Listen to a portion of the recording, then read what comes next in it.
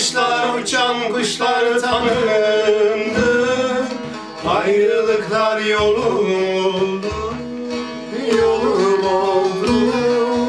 Can yoldaşlar, dil sırdaşlar tanındı, ölümlerden gülüm soldu.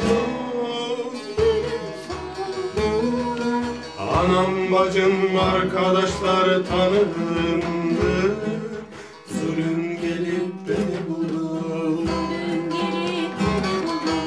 Oy dağlar, yalçın dağlar, duman hırçın dağlar, yolum devran dağlar.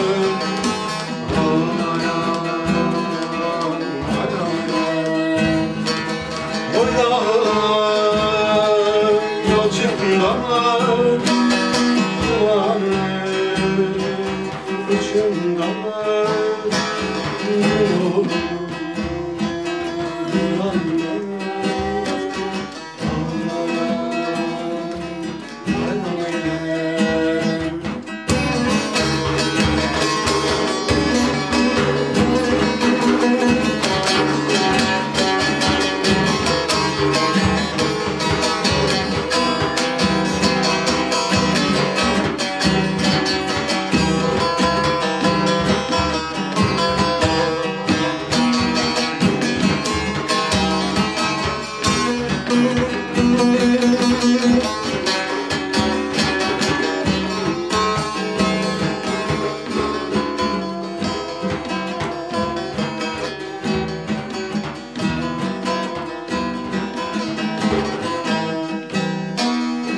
Dağlar haber verin, sılamı özledim yine.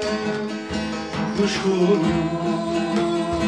kanat gerin, yolum gözlerim yine.